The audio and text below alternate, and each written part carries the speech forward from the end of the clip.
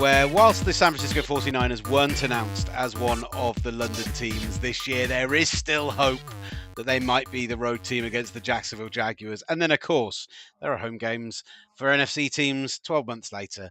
We know they're going to come out sooner rather than later.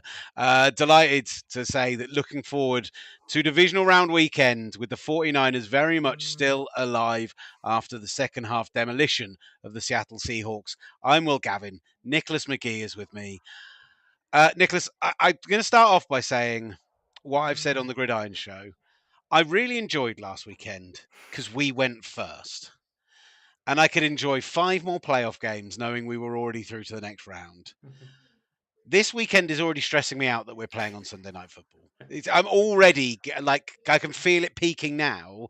And I've got to watch 3 other sets of teams go through the stress first, which is only going to ratchet up that level for me.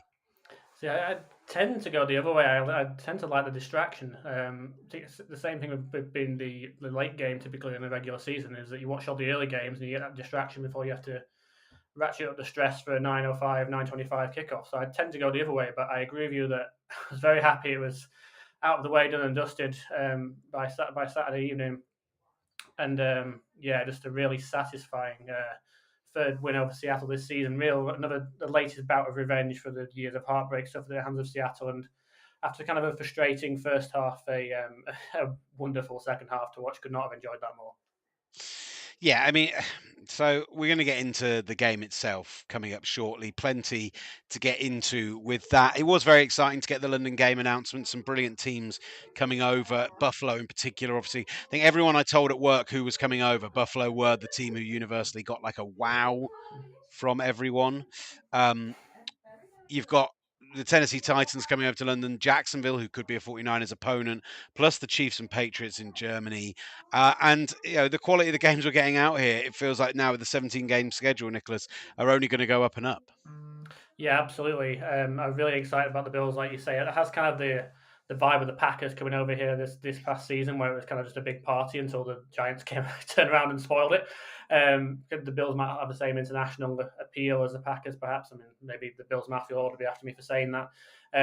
But they'll certainly bring kind of a similar level atmosphere, and I'm very intrigued to see which member of the Gridiron team is going to go jumping through a table, assuming we can get that sorted out for their home game here in London. Yeah, I mean, the Niners, there's a lot of speculation back and forth. I mean, I'd be surprised if the Niners front office aren't talking to Jacksonville about the possibility of being the team because they want to appear in the home marketing location. A lot of people got in touch with us on Twitter at Gridiron, and you'll find myself and Nicholas on there as well. And the kind of the general response to me putting out there that I thought that they would be at least having those conversations.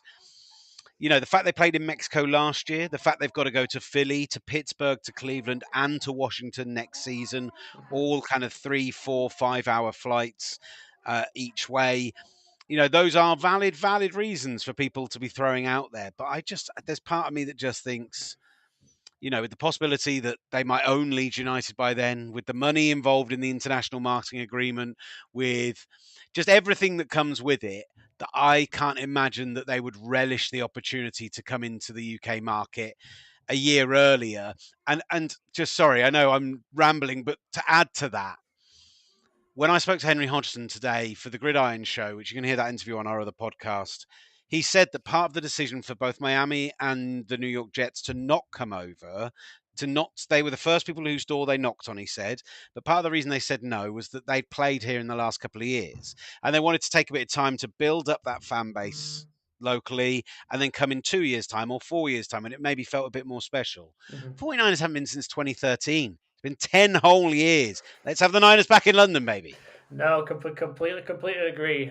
Was there in 2013 in the rematch. If we got Jaguars again, it was a Niners blowout with Colin Kaepernick at quarterback and a very enjoyable Sunday evening. And before that, 2010, the Shante Spencer game-winning interception against the Broncos in the Niners' first appearance here. And they've spent a lot of time building up the fan base in the UK for all the 6 successful seasons we've had under Kyle Shanahan now. And we've seen in person the kind of following we do have in the UK for the meetups that we had in Leeds at the fan event there. There's a great passion for the Niners, and I think if one coach can get his team prepared for that long journey, it's Kyle Shanahan, as we've seen with his success on these long road trips that he's played 2 or 3 road games on the bounce, and how he can plan for that. He's a very good kind of organizer in getting his team ready for those trips. There might be some reluctance on the Jaguars' part if it comes to it, because I think it would be effectively be a Niners home game rather than a Jaguars one. I'm not sure how they would want that in this kind of era where the Jaguars are on the rise with Trevor Lawrence, and they want to showcase them as a growing and emerging kind of power and fan base in the NFL world. But that might not happen with the Niners. But otherwise, it makes a great deal of sense from a San Francisco perspective.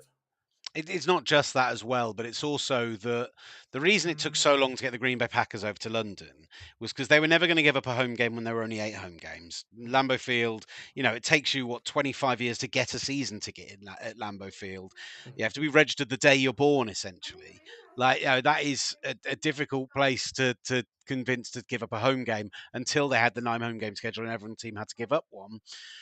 No team wants to give up that road game because the Packers travel very well, because they can put their single game tickets up to the highest banding and put the prices up on everything, because the city just comes alive for those games. And actually, Jacksonville, they did. I was trying to find this survey earlier, but I remember at the time where they looked at their highest grossing games from like a 10-year period, and the Wembley games represented the entire top 5 except for Packers at home. And I remember when the Jags had Packers at home that year, all the speculation in the months in the build-up was, oh, Jags, Packers, finally the Packers coming over. And then it wasn't. And that is, the Niners are a team like that. Same with the Bills. It's why a lot of people are speculating the Cowboys could be a team. I mean, if Bills Cowboys was played in London, that is not even arguably, that's the best game we've ever had in London, right? No. But the Bills aren't going to give that game up No. if they can choose not to, when they could give up a Raiders game, or they could give up, the Broncos maybe. I don't think they would want to travel a second year in a row, but just, there are other games they'd give up. Sorry, producer Mike's on the line, just livid that I dared to mention the Broncos in that conversation. So I think there's a real chance, but I could totally understand why Jacksonville would push against it. Yeah, they could push against it, but let's have it. Let's like you say, it's been far too long since we've had the Niners over here, and Mexico City was beyond the limits of my wallet to go over there, even though it was an extremely enjoyable game to watch. Let's have them back where it's a lot easier to do. I looked into it. I'm not going to pretend like I didn't. Let's just turn our attention briefly back to last week. I know it's quite a few days removed now, particularly with it being the Saturday early game, and how positive for the Niners that I saw a lot of people whinging about this. Seeding matters, and I think the fact that the higher seed has had the extra day's rest, I think that shouldn't be a problem for people. 2 days extra rest, really, but the one thing from that game that I guess, okay, 2 things I want to mention from that game. We'll get to Brock Purdy in a minute.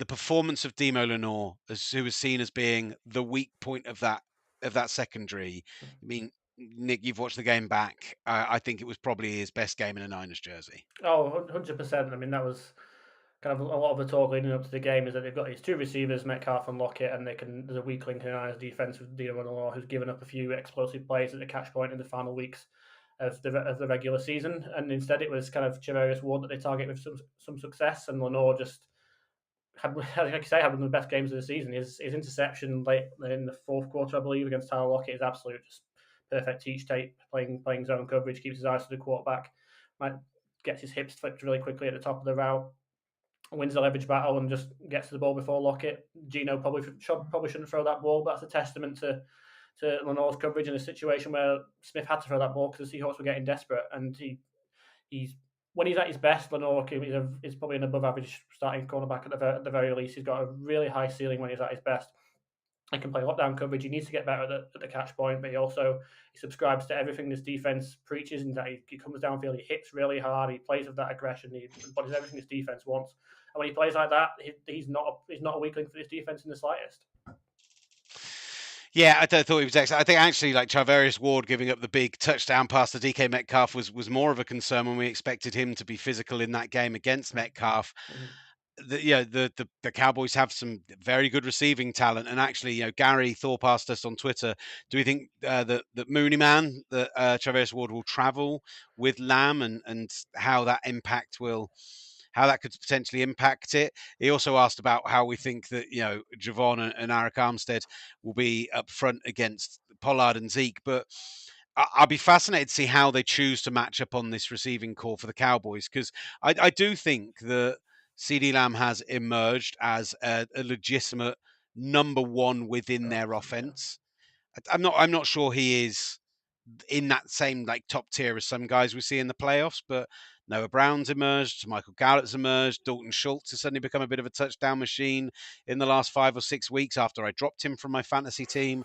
There is, I think that the 49ers secondary is going to be tested this weekend, but I'm very much in the mindset of Dak had his best game last weekend this season, while the Bucks were terrible in the trenches on both sides. They had no pass rush at all. You're not going to get that with the 49ers. And I think that it's the classic win up front for your corners and your safeties to win this weekend. Yeah, I agree with that, in that Dak looks extremely, extremely comfortable against the Buccaneers. He's perfectly in rhythm. He escaped when he needed to, but never looked any kind of duress. He never really had to get off his spot. He could just stand in the pocket and deliver the ball and find those impressive receivers that you listed. So I think that's not going to happen against the Niners. We've seen this. I don't want to say we've seen this film before, but kind of have seen this film before. It's obviously different teams from last year, but the Niners in that game kind of wore them down with the four-man rush, and you could argue that the defensive line is even deeper than it was last year as well. And if they can take away their run game, which I think to Gary's question, the second part of that, Arik Armstead and Javon Kinlaw have been very important against that. Javon Kinlaw last week against the Seahawks, particularly in the early stages against the run, was phenomenal. He might not have the pass rushing juice that we want, and that's probably understandable given the lengthy knee injury recovery that he's had. But against the run, he's certainly eating up the middle and taking away those run lanes. It's interesting as well because Javon, when we talked to Greg Papa last week, he cited the fact that he thought Javon Kinlaw had been playing too high, hadn't been getting low enough, that had been a problem as part of his game. And I think you're right. He played the run really well against the Seahawks side, who admittedly maybe a weaker offensive line than Dallas. Though Dallas is not the offensive line of previous years. And actually, Jason Peters not practicing this week already with the injuries they have on that line, the rookies on that line, I think that's a concern for them. But yeah, as you say, to Gary's point, I think that's going to be that's going to be the kind of big area that if they do win, if they can stop the run and they can get pressure on Dak, then that's how they win this game of football. The other side of things, Brock Purdy, tough first half for him. Although I like that they came out and they threw the ball in the rough weather, threw the ball 19 times, had 2 or 3 really great completions in there, a couple of wafters as well, which we rather not focus on, but really have to. But then came out in the second half. Yes, they threw less. Yes, the balance moved more towards the run, which opens up the play action, opens up the scrambles, opens up everything else. But it came out in the second half and threw the ball beautifully and really reacted well to that adversity. And that was only more positives for me in a game where at half time I was wobbling a little bit. Yeah, I was right there with you.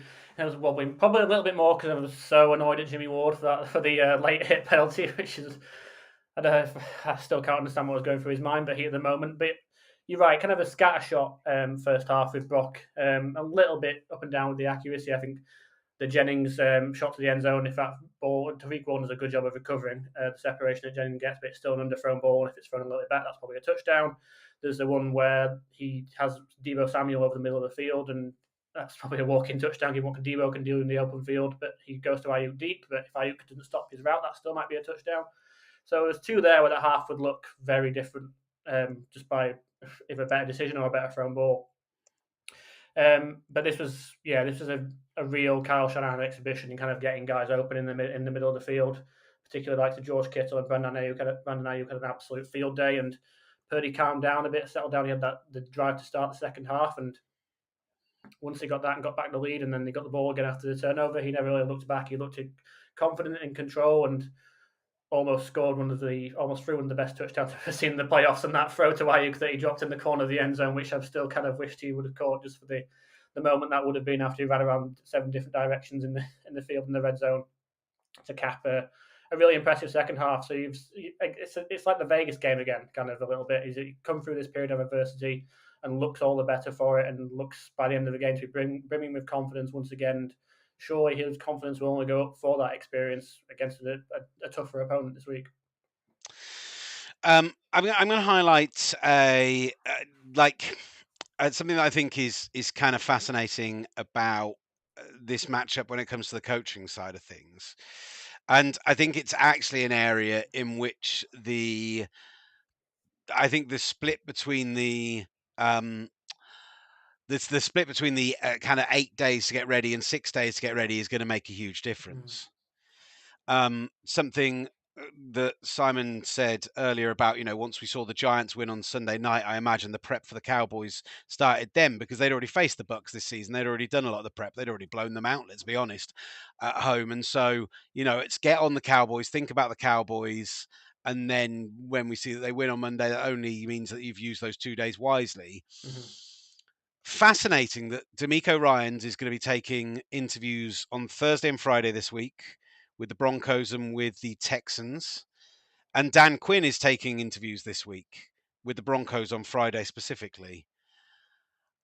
That is where actually for me, if people don't realize how much goes into a head coaching interview, which can last for 6 to 8 hours, and they're put together and they get sent a playbook and get to go through it, and they get asked to kind of break down how they would treat various different situations. Like, it is a very, very involved process. And there's part of me that would love the NFL to say no head coach can be hired until after the Super Bowl. You'd have to push the draft and everything back, but just say you're not allowed to touch a coaching talent until then, so that they can focus on the job at hand. Last year, Mike McDaniels, at least there was there was an opportunity for him to go and do those. I think he did his Miami interview between the championship game and the Super Bowl, possibly, if I remember right, which gives you that bye week, which gives you that time. I think I worry for Dan Quinn particularly, and I'm saying this on a 49ers podcast.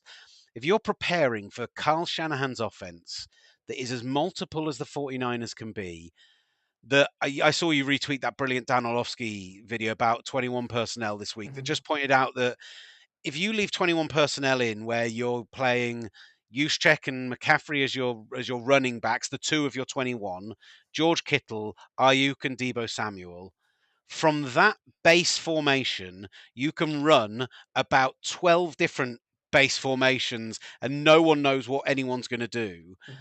If I'm Dan Quinn, I want every single second I can to prepare and game plan for this. Unless the Cowboys decide to go super simple, play big nickel, man up on everyone, and just go, let's make them beat us with talent because we're not going to beat them with scheme. Maybe that's the way they go about it. But I think it's going to be the toughest game. That's going to be that Dan Quinn versus Kyle Shanahan, that Atlanta Falcons matchup. That's, for me, the most fascinating bit of this weekend. Yeah, you nailed where I was going with that with 21. The ability to get to 5 wide with two running backs to tight end and 2 wide receivers. It's just kind of this unmatched kind of multiplicity that a lot of teams don't have. And yeah, you're right. You need every single second for that. The breakdown on ESPN was really interesting, and Mina Kimes, the excellent ESPN journalist, they have pointed out to the Saints game where the Saints did a very good job against the Niners offense, held them to under around 4 yards per play. It's obviously 13-0, bit of a not a sleeper, not a snooze fest, but a bit more of a grind that game. And she pointed out that they have the linebackers to deal with that more than a lot of teams do, and they also played a lot of man coverage with Tyrann Mathieu and Paulson Adebo and Marcus May. I'm not sure, for as good as Trayvon Diggs is in kind of making big plays, that it's a strong idea to play man coverage, because I recall that from last year where he got burnt by Brandon Ayuk on several occasions. And let's not forget, absolutely run over by Jawan Jennings. Yes, yeah. On an off-the-ball play, which was, let's call it physical to be kind. Yeah. There was that. I remember that one. That was one to behold. So I'm not sure that's because there were several plays in that game where Jimmy Garoppolo, who was obviously hurt, would have thrown a more accurate ball. It would have been a lot less tense than it was in the end. And Ayuk looked very, very good against Tariq Woolen on Sunday. Tariq Woolen had a rough day, but Saturday, sorry, had a rough day, but it was particularly rough against Ayuk and trying to keep tabs on him. So I'm not sure playing man coverage that they have the same horses that the the Saints do all the same linebacker play. I mean, you look at Leighton Van Der Esch with his very retro look with his massive shoulder pads and his the thing behind his head. I'm not sure exactly what you call that. He sits behind his neck, kind of the neck brace he plays with as well. I'm not sure that's the the linebacker you want going against this Niners offense and Kyle Shanahan. There's the meme of Shanahan. Stephen Maurice has a meme of Shanahan looking through the microscope, and it's often at a linebacker that he's going to take advantage of. And it seems like that will be Leighton Van Der Esch this week. So I don't know if the Cowboys really have the defensive personnel to do what the Saints did as they laid out, and if they're losing prep time because Michael's trying to lure Dan Quinn to Denver, then it gives them even more of an uphill battle. And yeah, I'm not sure it's a fight they're going to win. I like Leighton Van Der Esch. I rate him, but I think he is an old school. Yeah, that's what I was getting at. Yeah, eat up blockers linebacker. yeah, Great against the run. Can get after the passer if needs be. Not great in coverage. Demario Davis, who was the example that Mina Kimes was using, and by the way, she's so good. One of but my but favorite. but that was a prime example of a guy who is as diverse as a player as you can get when it comes to all the different things he can do. And guess what? We got a couple of those at the 49ers who can do literally everything. I was asked to do my NFL UK All Pro team this week, and I didn't put all Niners on there, but I did put Fred Warner and Dre Greenlaw both in my linebacker team, and I have no regrets about it. The for me, I think that the 49ers have just got too much for that Dallas defense. They have the best pass rusher in the NFL, not called Nick Bosa this season, and he is a terrifying prospect. But with what they do running the ball, with how diverse that scheme is, with all the traps they run and the outside zones that I just go to the weak side of the formation, you don't expect it, and just all that stuff they do to trick your like the pre-snap motion, which actually means something. There's too many teams doing it in the NFL when it doesn't mean anything. It's just a personal bugbear. I bite my tongue on it instead of complaining. Like I just think they're going to be too much for the Dallas defense. And one question we did get in was from the 49er faithful group for Paul and Flackers and all those guys and Gareth. They gave their bold predictions for this week. And I'm not saying that I'm expecting a 49ers blowout, and I'm not saying that I'm expecting this to not be a difficult game. My bold prediction for this week is the 49ers offense in a game where the over-under overall is 46 points. My bold prediction is they score 35 plus this week. Like it. I'll follow on that theme, and I'll stick very much on brand, and I'll say that 21 of those points, if you count the extra point, come with Brock Purdy touchdowns to Brandon Ayuk. 3 Brandon Ayuk touchdowns this week. Ooh, spicy! I like it. I like it. I genuinely, I said it on Twitter earlier and got immediately, oh, that's bold, that's bold. I was like, I genuinely can see the 49ers scoring, like having 10 drives and scoring on 8 or 9 of them, and most of it being touchdowns. Like I think the matchup against the Cowboys defense, as good as it has been at times this year, and it has been a top 3, top 5 defense at various points this year. That the injuries are in the wrong place at the wrong time. I do think if they can get Jaron Kearse back, that'll be big for them, just in terms of being able to play a lot more nickel and dime and being able to maybe play a bit of bend don't break. But like I just truly believe the 49ers offense could do something special this weekend. It's then whether Dak can do what he did against a very meek Buccaneers pass rush when he's facing off against the best pass rush in the NFL, with the best turnover margin in the NFL, with a secondary that are playing that Charvarius Ward has turned around in the space of a year, him coming in. And I just don't think they will. I really think the 49ers are going to win this weekend. I hate being this positive about it. I am a naturally pessimistic human being, but I really do think the 49ers win this weekend. No, I said to Mike in pre-show, I said I could. If they lost next week against the Eagles, I could probably accept that. I would struggle to reconcile with them losing on Sunday. As much as it's a possibility, everything's a possibility. Dak Prescott's an excellent quarterback. You would say he's still the better quarterback than Brock Purdy, of course, because Brock Purdy's only played 6 games. Those 6 games have seen the Niners, if you include the playoffs, average 34.8 points a game since he came in as a starter. So your bold prediction of 35 points is pretty much bang on. So it's asking him to keep up with that. And the thing with the Buccaneers is I don't think watching that game back at any point the Buccaneers actually believed they were going to win. Like the meek is the right word, like you said, with the defense. I don't believe at any point there was any kind of belief, particularly once they got down, once Brady threw that red zone interception, the Buccaneers thought there was any kind of possibility here. They thought they were just completely overmatched, and they knew it. And the Niners never believe that. You see them all pre-game, and this team just believes they can go out there and do what they do and beat anybody on their day. And I think while this could be a tough game, and while it be close until the very end, I think the Niners, like you say, are just going to have too much. And I really hope that's the case. I have nothing against the Dallas Cowboys in general. It doesn't really affect my life if they win or lose. But I really hate establishing shots of Jerry Jones celebrating in the director's box. It really grinds my gears. I don't want any of them at Levi Stadium. I want to see him looking a bit downcast and going home. It's funny. Someone asked me earlier this season who the team, like we were talking about who your soft spots are in the NFL, who the teams you have a soft spot for are in the NFL, who you like, maybe if you're a fan of an NFC team, who your AFC team are, and things like that. And I always root for the Jags, London's team. I always want to see them do well. Mm-hmm. We know they're going to come out every year, so I'd much rather see a good football team when they're here. So that's always one for me.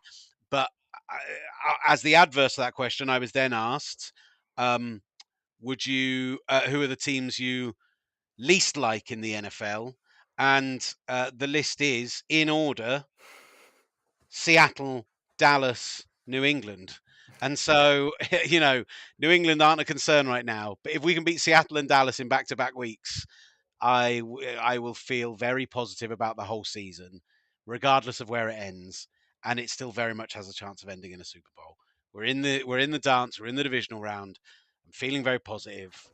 I'm going to be chatting with the guys in the locker room later today from when we're recording, and we'll hear that momentarily. But I'm excited to see what the mood is around the locker room. I can just imagine with how it has been in recent weeks that it's going to be very positive. So that's what I hope, and yeah, fingers crossed. Shall we do that? Shall we go to the locker room? Yep, let's do it. Danny went to SMU, and now it's Niners Cowboys. Is this one a little extra special for you this week? Most definitely. Me being a hometown kid, growing up watching the Dallas Cowboys all my life, and just being from the city of Dallas, it means a lot to me. And just knowing that we could put them away. Did you grow up as a Cowboy fan? I did not. I grew up as a Saints fan, but the Cowboys, they was always around. Like, my family loved the Cowboys. Everyone in my family was Cowboys fans. So when the Saints played the Cowboys, I would just go upstairs because it was a lot of ruckus in the house. There you go. Now, you're a rookie this year. What did you notice different between regular season tempo and what we saw last week against Seattle? Really, to be honest, not too much different because we come in with the same mindset every game, every day. It's just to outwork the opponent, come in and just play lights out. So we had the same mindset every time we touched the field on Sunday. All right, tell us about your play, man. You made a great play on kickoff. It was a punt coverage, wasn't it? Yes, sir. You raced down and made that play and basically stopped him in his tracks. Talk a little bit about that play. So it was just a great kick. It was just a great kick by Mitch, and he kept in the sky for me. I think it was like 4.5, 50-yard punt. So I ran down there, and I seen that he didn't wave for the fair catch. So I'm like, oh, he can't be serious. So I just took my shot and I made the tackle. What's the key to making that play? Is it just no hesitation, or do you got to stay in your lane? Talk about what you're thinking as you're running down that field. It's just playing fast and no hesitation. Well, just like you said, you can't hesitate and you just got to play fast. That's really it. All right, you told us last week that when you get in the end zone, we're going to get a treat. We're going to get a dance. I mean, give us an idea. I mean, we're going to see that pretty soon. I'd like to see it. Man, I pray, man. I hope so. I just can't wait to show you guys what I can do. Yeah. What does Dallas look like on film to you on the perimeter? You're looking at their DBs. Anthony Brown's out. They got Bland, who's a big corner. Obviously, Diggs is a ball hawk, picks off a lot of passes. What do they look like to you when you watch them? They got ball players all around. They look like a normal football team to me, a team who wants to win. So we just got to come in and do our job and be more physical, play more faster, and just be on the details. And that's how we're going to win the game. When Jimmy got hurt, did you ever think that you guys could make it this far without him? Most definitely, yes. I do, honestly, because Jimmy is a big part in the QB room. He helped the QBs with their progressions and everything. So I would just say he's really haven't missed a lot because he's in the room. He helps out with Brock in every way. Trey does the same thing. So just having those two guys around just to help out the young buck, it's a lot. It's a lot, and I think it helps his game a lot. You're part of a rookie class with Brock. In your mind, has he changed? Anything about him changed since he took over the starting job? Most definitely. You can just tell how he attacked every day, his demeanor on the field, and how locked in he is. He's not afraid to tell everyone, like, hey, lock in, y'all shut up. So you can just see, like, his leadership is taking over. What impresses you the most about him? That he's not scared to take risks. He plays his own game, and I love when he's out there on the field. He just plays loose. He's never like overthinking or, oh, I got to do this because this is what coach said. He just goes out there and play ball. He's a baller. Give us your thoughts on Kyle Shanahan's offense. Obviously, he's one of the better offensive play callers in the game. What's it like playing in this offense? It's a great offense. One thing I know is that he's going to scheme you open, and we're going to run the ball, we're going to play physical, and we're going to play fast. So one thing I know is that, man, we're always going to come, and you better keep your head on the swivel. What do you guys need to do this week to beat Dallas? What's the key? Keep doing what we've been doing. Come out, play fast, play physical, and just outwork everyone.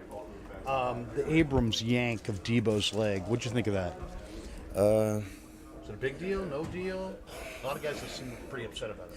Yeah, I mean, it made a lot of us pretty set on the sideline. But I mean, I don't want to call him a bad player. You know, I don't think he did it intentionally. But you know, it did look intentionally. But I just want to say that, you know, I don't think he did it on purpose. That's why Debo kind of, you know, gave him a little grace after the end of the game. But he's a good player, and I didn't think he meant to do it. Last one for you, and we appreciate your time, Danny.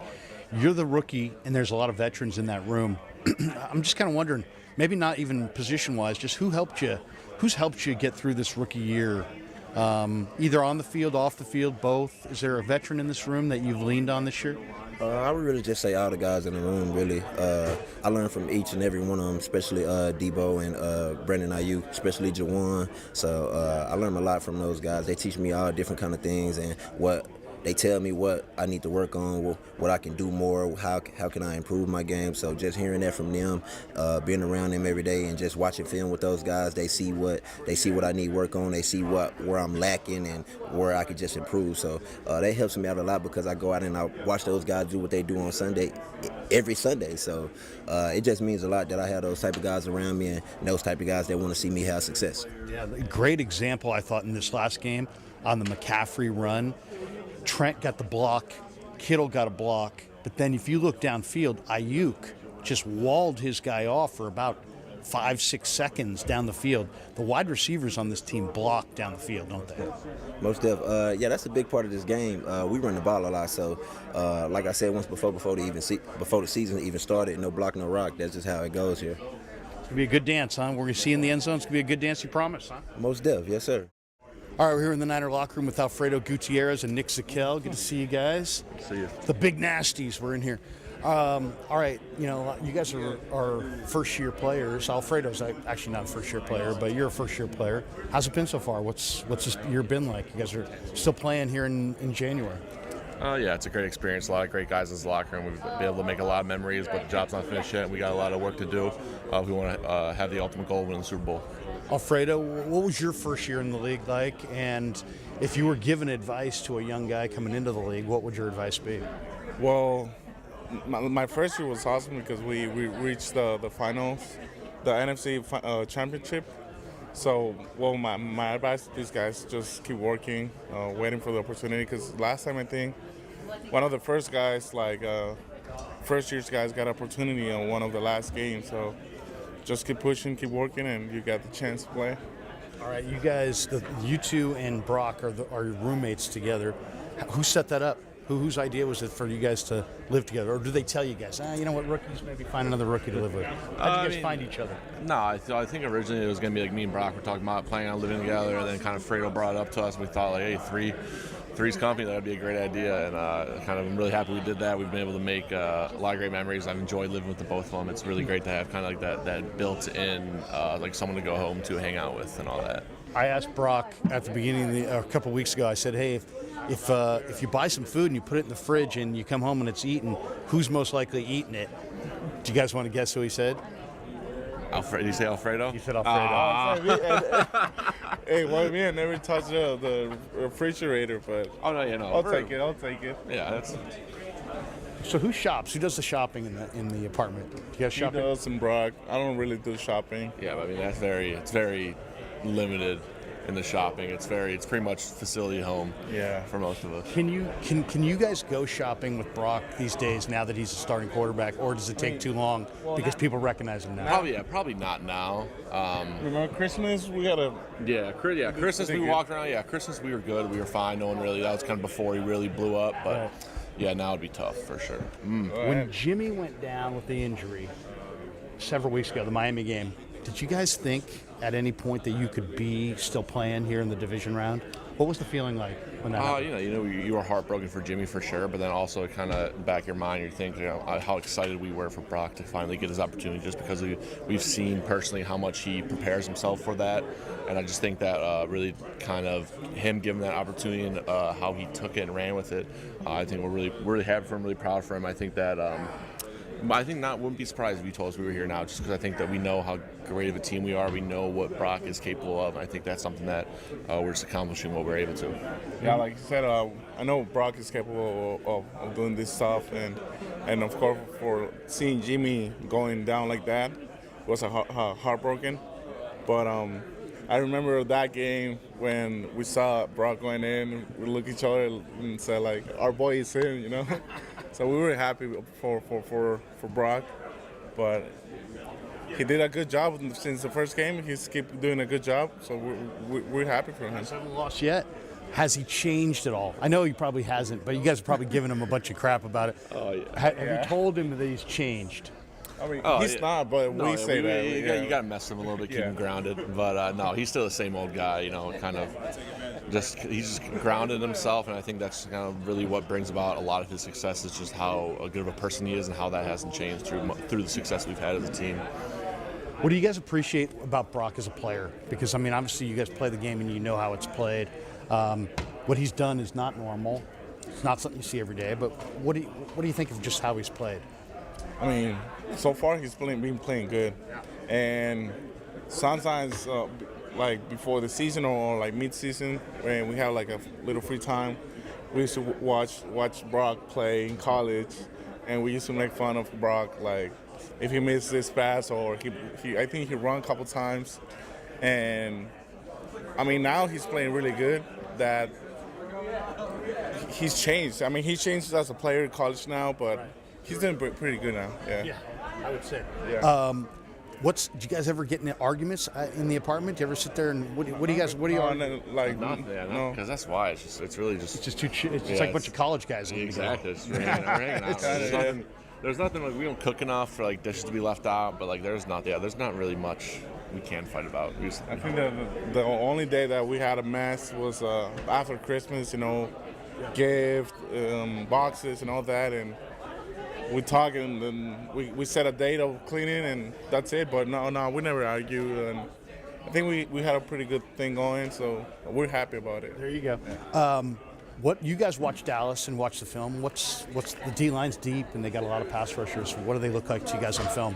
Yeah, I think they're a really good unit, especially guys on the edge. I think that they play hard, they play fast. I think they can do a lot of things, especially with all the twisting games they run. I think that we're really going to really have to bring our A game, really have to be on our assignments, really have to bring our toughness to the ball. I think something that I think that if we stick to the plan, I think we're going to be successful.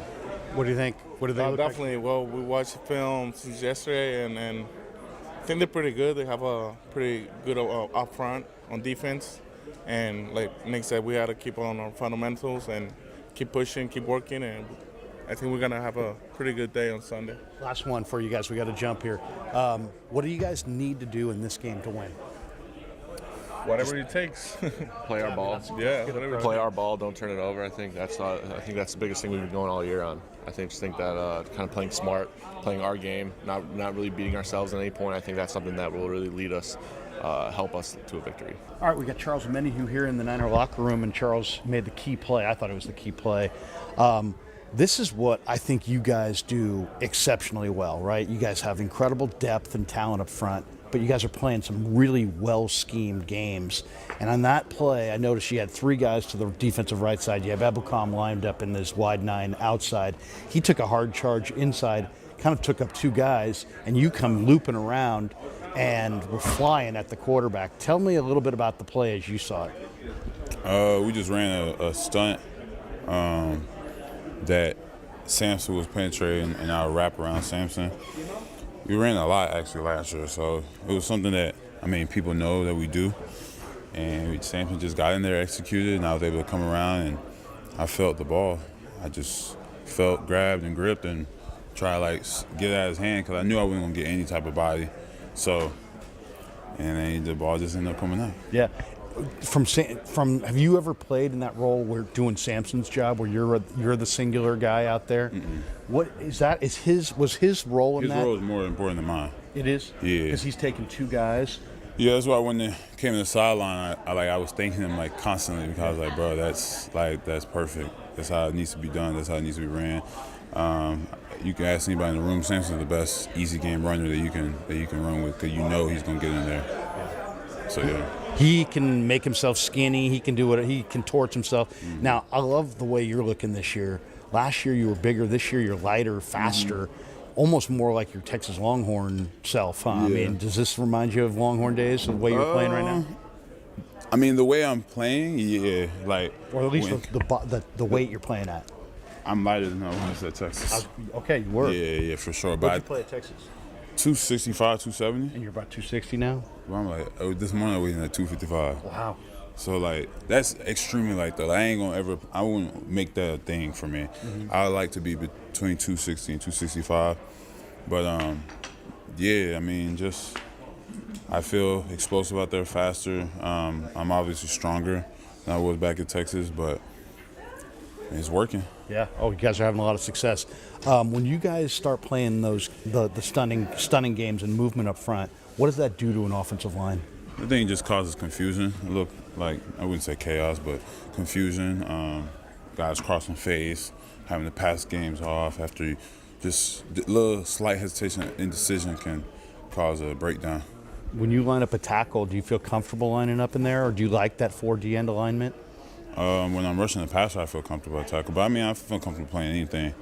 I grew up in the state of play all across the line of scrimmage, rush from anywhere, be able to play any position on the D line because I feel like versatility is a plus for me. Yeah. What have you been able to take from Bosa in his game? He's obviously a technician. Have you been able to steal anything from what he does and adapt it to your own game? A little bit of my stance comes from how Bosa is. And I think we just bounce information off each other. Bosa every week asks me about the tackles because he knows I just watch them all. I watch film very early. I kind of get my own breakdown early.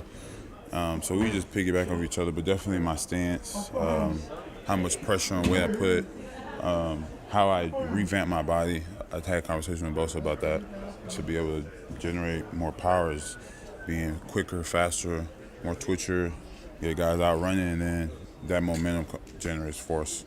How much is film a part of how key is film watching to your preparation? Big. I watch a lot of film. When do you watch it? Do you like to watch it Sunday night, Monday? I watch it. I watch after our game. I watch on Monday. I watch throughout the whole week. And then I taper it down a little bit towards the end of the week because I watched so much already. Right. Yeah. So and then I have my game plan already for all the linemen I'm going to face. You're lining up inside and outside, so that means you can't just study the tackles. You got to study the guards, the center, the whole line. Mm-hmm. Do you like watching the cut-ups of each of them individually? And what do you think of Dallas's O-line? It's a big group of guys. I watch them as a group, in game. I look for teams I know that have good pass rushers. So I watch for that. I think who's one that you think of, Philly maybe with Quinn, or you? I had watched Philly. I had watched the Vikings.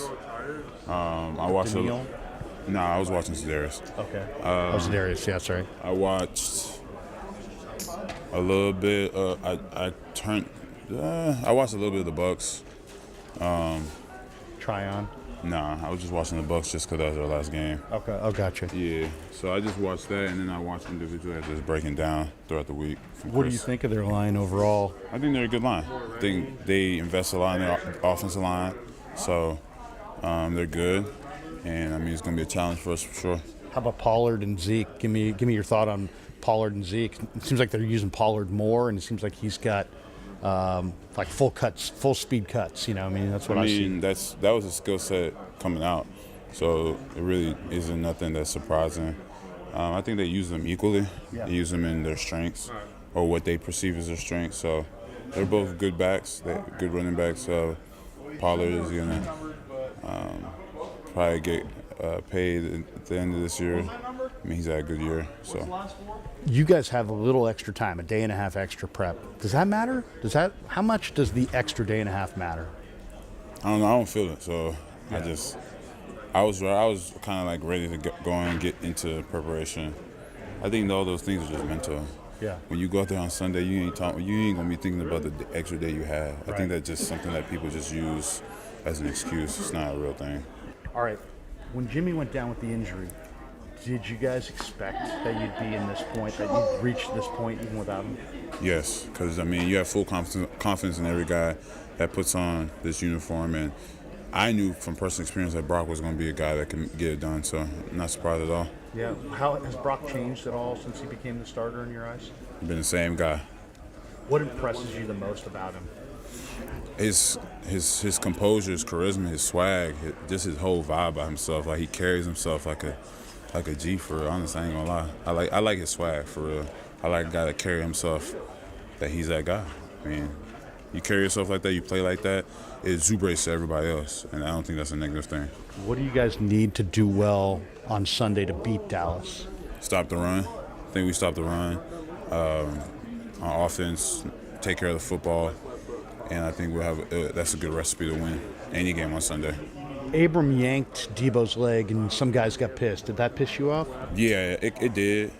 I think it got the team fired up, and you see the results after.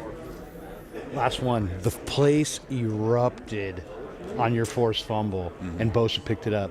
I mean, I'm in the press box, Charles. I can hear it through 2.5 inches of glass. The place was shaking. Yeah. What was that moment like for you as far as the crowd? What did you get fired up because when the crowd went crazy like that?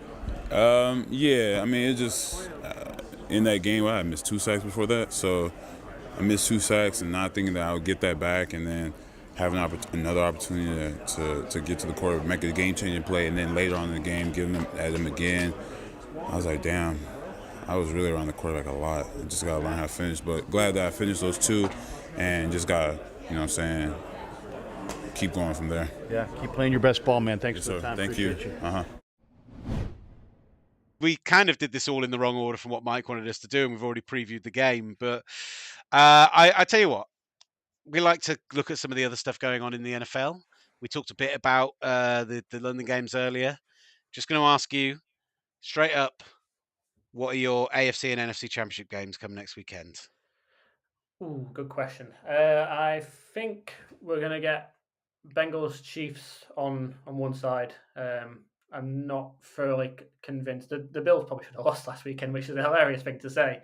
If they had an opponent who could get the plays in on time, and given that, or if Jalen Waddle wasn't clearly quite hurt and could catch the ball like he'd been doing for the vast majority of the regular season, the Bills probably would have lost that game because the Dolphins played well enough on defense to keep them frustrated, and obviously had the chance at the end. And probably would have more of a chance if Waddle had caught us pass in the first place. So I think the Bengals, as much as they weren't overly convincing against the Ravens team, that's division game. It gets mucky. It's the Ravens know how to play them. They clearly kind of took the week 18 off in my mind to prepare for what they knew was coming the week after. So they were a bit better prepared for this game with Tyler Huntley. So that was. Division games are difficult. That's what we're getting. I think that you'll see a much cleaner game from the Bengals against the Bills. The game we should have gotten a few weeks ago, obviously for those unfortunate circumstances. And I hope this game will be a celebration of everything Damar Hamlin and the fact he seems to have recovered. But I think the Bengals will come out on top in that one from what I've seen recently. And it's tough to look past the Chiefs against the Jaguars. I think the Jaguars put up a good fight for 2 or 3 quarters, but it's tough to bet against Mahomes in this situation. And on the other side, I think the Giants can give him a game. We saw him give him a game with Davis Webb. I was going to say, by the way, Damar Hamlin has been in the Bills facility every day this past week. Yeah. What a boost that is to them. 100%. And if health-wise he is up for it, if he does the coin toss, or if there's some way that he's involved this weekend, just that stadium, the roof will blow off. It'll be incredible. Yeah, that'll be a wonderful sight to see, and just a huge boost to the Bills and just the NFL community as a whole. Just wonderful to see him making such progress already. And on the NFC side, I think the Giants can cause the Eagles problems. We saw them run all over the Vikings, but the Eagles obviously have a better defense. But at the same time, we saw the Giants causing problems with Davis Webb in Week 18, which was that was a game until the end for some reason. But I think the Eagles will sort themselves out. And yeah, I think we've previewed it before in the previous segments. I think the Niners are going to Philly, which will be daunting, but I think they'll have enough to get past the Cowboys. And then I think it's the game everybody's wanted for a long time. Even when the Vikings were in position for the 2 seed, everybody has earmarked for a while that Eagles-Niners NFC Championship is on the cards. I think that's what everybody's wanted, everybody's expected. I think that's in the end what we'll get, even if it's tight with the Cowboys. Brilliant stuff. I gave my predictions on the Gridiron Show, so if you want to hear mine, you'll have to listen to that podcast. No one should ever do that. I picked Bills, Chiefs, and 49ers, Eagles. Yes, I'm boring. I picked the home teams. I picked the 1 and 2 seed. I just think that people are forgetting that some of these football teams are very good. There's a lot of overreaction to last week and underreaction to forgetting that the teams who had a bye for a reason. Brilliant stuff. Look, Nicholas, brilliant as always from you. We have confirmed that regardless of what happens with the 49ers, that Nicholas and I will be in Arizona for the Super Bowl. So very excited about that. We will do a show from out there, I'm sure, regardless. Hopefully it will be a very 49ers-centric show, and I'm sure producer Mike is in his head thinking about how he can churn out a show a day out of us and, put it in different locations and try and force us to, every practice, every appearance, the content will just be out of this world if he gets that opportunity. The world's biggest 49ers fan is now Michael McQuaid. He is transferred from the Broncos to the Niners purely for content purposes. I reckon he wants the Cowboys to win just for sleep purposes, because otherwise it's going to be a very long week for him in Arizona. So yeah, we can't wait to bring you the content from out there. We hope it's with the Niners as well. Enjoy the games this weekend, guys and girls, and thank you so much for listening as always, or for watching, or however you've got involved. This has been Tales from the Bay.